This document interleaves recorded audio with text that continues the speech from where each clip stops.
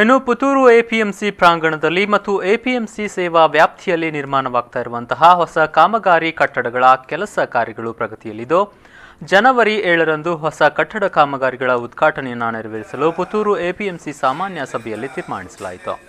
ಸೋಮವಾರ ಪುತ್ತೂರು ಎಪಿಎಂಸಿ ಆಡಳಿತ ಕಚೇರಿಯ ಸಭಾಂಗಣದಲ್ಲಿ ಅಧ್ಯಕ್ಷ ಬುಡಿಯಾರ್ ರಾಧಾಕೃಷ್ಣ ರೈ ಅಧ್ಯಕ್ಷತೆಯಲ್ಲಿ ನಡೆದಂತಹ ಸಾಮಾನ್ಯ ಸಭೆಯಲ್ಲಿ ಈ ತೀರ್ಮಾನವನ್ನು ತೆಗೆದುಕೊಳ್ಳಲಾಗಿತ್ತು.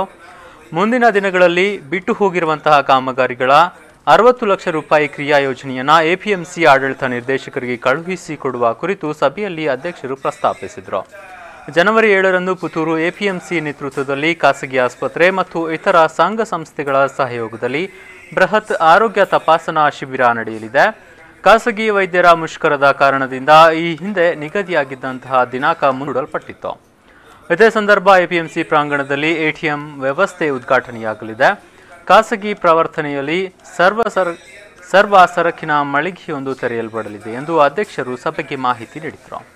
ಎಪಿಎಂಸಿಯಿಂದ ಸಿಗುವ ವಿವಿಧ ಸವಲತ್ತುಗಳ ಮತ್ತು ಅನುದಾನದ ಕುರಿತು ಮಾಹಿತಿ ಮತ್ತು ತರಬೇತಿ ಶಿಬಿರವು ಡಿಸೆಂಬರ್ 22ಕ್ಕೆ ಮೈಸೂರಿನಲ್ಲಿ ನಡೆಯಲಿದ್ದು, ಸಭೆಯಲ್ಲಿ ಎಪಿಎಂಸಿ ಉಪಾಧ್ಯಕ್ಷ ಬಾಲಕೃಷ್ಣ ಬಾನಜಾಲೋ, ನಿರ್ದೇಶಕರಾದ Triveni Perodi, A Kushalappa Gowda, Medappa Gowda, VH Shakoor Haji, Karthik Rai Bellippadi, Koragappa, Manjunath S ಮುಂತಾದವರು ಉಪಸ್ಥಿತರಿದ್ದರು.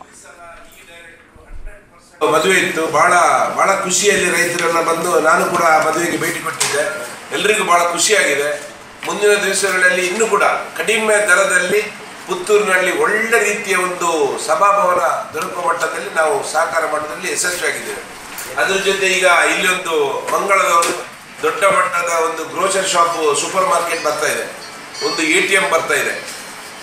ಎಟಿಎಂ ಕೂಡ ಸದ್ಯದಲ್ಲಿ, ಮತ್ತೆ ನಾವೊಂದು ಮೆಡಿಕಲ್ ಕ್ಯಾಂಪ್ ಅನ್ನ ಮೊನ್ನೆ ಪೋಸ್ಟ್ಪೋನ್ ಆಯಿತು, ಅದನ್ನು ಜನವರಿ 7ಕ್ಕೆ ಇಟ್ಟಿದ್ದೇವೆ.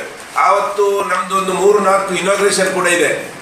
ಒಂದು ಗೋದಾಮು, ಒಂದು ಇವ್ರದ್ದು ಮಂಗಳದವರು ಕೂಡ ಒಳ್ಳೆ ರೀತಿಯಲ್ಲಿ ನಾವು ಅದನ್ನು ಉದ್ಘಾಟನೆ ಮಾಡ್ತೇವೆ.